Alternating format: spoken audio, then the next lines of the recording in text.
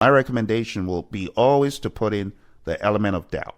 Could take us 3 to 4 sprints to be on the safe side. In that way, you're not disappointing anyone and you've got enough buffer in case things happen, in case there's system failures, in case technology disappoints.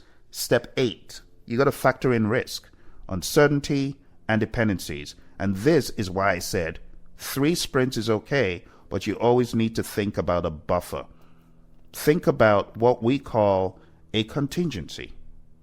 So in regulated industries like pharmaceutical, just imagine what happens in the government space, right? Compliance might delay delivery, or a team might add, in this case of the pharmaceutical, an extra sprint as a safeguard.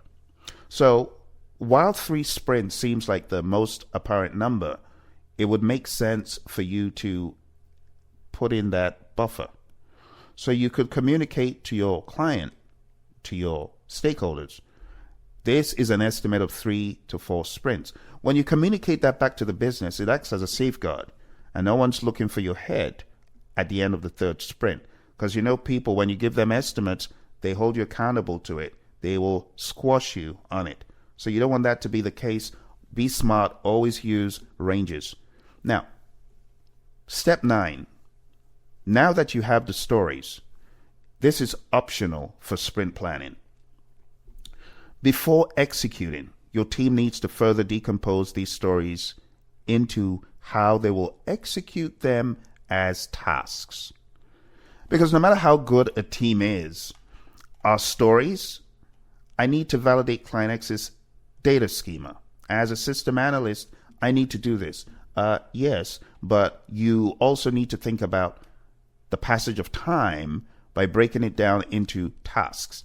So let's say you pull that story to yourself as a system analyst. You still have to break it down into tasks.